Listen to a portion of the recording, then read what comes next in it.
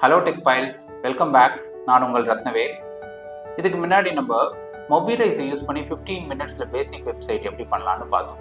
Website டெவலப்மெண்ட்டில் இன்னும் next stage போகிறதுக்கு நீங்கள் ரெடியா? ரெடி. அதுக்காக தான் இந்த வேர்ட்பிரஸ் சீரியஸ். இந்த வீடியோ சீரியஸில் பார்த்தீங்கன்னா stage by stage advance website building எப்படி பண்ணலான்னு நான் உங்களுக்கு சொல்லித்தர போகிறேன். அதுவும் வித்தவுட் கோடிங்.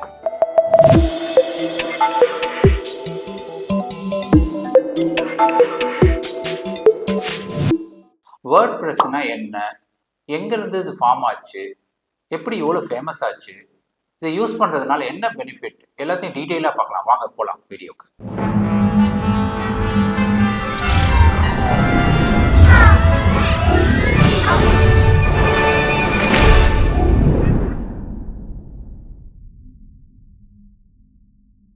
ஒரு வெப்சைட்டை பில்ட் பண்ணணும்னா ஒரு பேஸ் பிளாட்ஃபார்ம் வேணும். அதுதான் வேர்ட்பிரஸ். இப்போ வேர்ட்பிரஸ் இல்லைன்னா நீங்கள் இந்த வெப்சைட்டை ஸ்க்ராட்சிலேருந்து பண்ணணும்னா நிறைய டைம் ஆகும், நிறைய நாலேஜும் தேவைப்படும். வேர்ட்பிரஸ்ன்றது ஒரு கண்டென்ட் மேனேஜ்மெண்ட் சிஸ்டம். இந்த சிஸ்டம் யூஸ் பண்ணி நீங்கள் வெப்சைட்டை க்ரியேட் பண்ணுறதும் ஈஸி, எடிட் பண்ணுறதும் ஈஸி, மேனேஜ் பண்ணுறதும் ரொம்ப ஈஸி. உலகத்தில் கிட்டத்தட்ட 43% வெப்சைட் வேர்ட்பிரஸ் உடைய பிளாட்ஃபார்மை பேஸ் பண்ணி தான் பில்ட் பண்ணியிருக்காங்க. அப்படிங்களா? ரொம்ப சந்தோஷம். அப்படின்னா எவ்வளோ ஒரு முக்கியமான விஷயத்தை பற்றி நீங்கள் இன்னைக்கு கற்றுக்க போகிறீங்க. 2003ல் மேட் முல்லன்பர்க் அண்ட் மைக் லிட்டில் 2 பேர் சேர்ந்து உருவாக்குனது தான் வேர்ட்பிரஸ் பிளாட்ஃபார்ம்.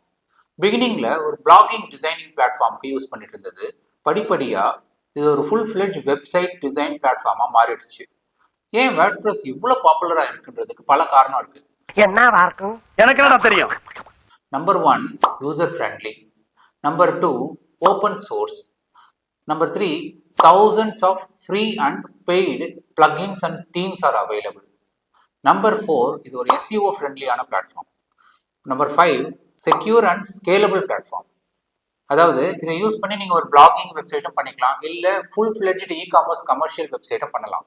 அதனால தான் பார்த்தீங்கன்னா இன்னைக்கு உலகத்தில் பாப்புலராக இருக்கிற ஒரு சில websites like BBC, Sony, Disney, ஏன் அமெரிக்காவில் இருக்கிற ஒயிட் ஹவுஸுடைய வெப்சைட்டும் வேர்ட்பிரஸ் பிளாட்ஃபார்மில் தான் பில்ட் பண்ணியிருக்காங்கன்னா பார்த்துக்கோங்க. WordPress is a dynamic website building platform. Website வந்து ஸ்டாட்டிக் அண்ட் டைனமிக் வெப்சைட்னு பிரிக்கலாம். நம்ம ஸ்டாட்டிக் வெப்சைட்டை பற்றி முன்னாடி பார்த்தோம். மொபைலைஸை யூஸ் பண்ணி ஸ்டாட்டிக் வெப்சைட் எப்படி பில்ட் பண்ணலான்னு. சின்ன சின்ன பிஸ்னஸ்லாம் வந்து பார்த்தீங்கன்னா அவங்களுடைய வெப்சைட் 4-5 பேஜஸை வச்சு மொபைலைஸ் இந்த மாதிரி பிளாட்ஃபார்மை யூஸ் பண்ணி ஸ்டாட்டிக் வெப்சைட்ஸ் கிரியேட் பண்ணிக்கலாம். ஆனால் இதில் ஒரு ட்ராபேக் என்னென்னா, அவங்க வெப்சைட் எதனா அப்டேட் பண்ணணும்னா யார் டிசைன் பண்ணாங்களோ அவங்க கிட்ட போய் அதை அப்டேட் பண்ணி கேட்கணும். வீட்டில் ஏதாவது பெரிய ஸோ ஒரு டிபெண்டன்சி இங்கே கிரியேட் ஆகுது. வேறஸ் வேர்ட்பிரஸ் பார்த்தீங்கன்னா is a complete dynamic platform. புரியுற மாதிரி சொல்லணும்னா, நீங்கள் உங்களுடைய ஃபேஸ்புக் அக்கௌண்ட்டில் போய் லாகின் பண்ணி உங்கள் போஸ்ட் போடுறீங்க, அப்டேட் பண்ணுறீங்க, இல்லை டெலீட் கூட பண்ணுறீங்க இல்லையா, அது ஒரு டைனமிக்கான ஒரு வெப்சைட் பிளாட்ஃபார்ம் தாங்க. இந்த மாதிரி டைனமிக்காக பல பிளாட்ஃபார்ம்ஸ் இருக்குது. பிளாக்ஸு, இ-காமர்ஸ் வெப்சைட்ஸு, அப்புறமா நியூஸ் போர்ட்டல்ஸ், எல்லா சோஷியல் மீடியா பிளாட்ஃபார்ம்ஸும் இன்றைக்கி டைனமிக் வெப்சைட்ஸ் தாங்க.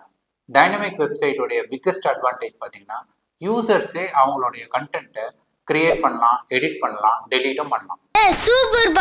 வேர்ட்பிரஸோடைய ஹிஸ்ட்ரியை பற்றி பார்த்தீங்க, அதோடைய அட்வான்டேஜஸ்லாம் பார்த்தீங்க.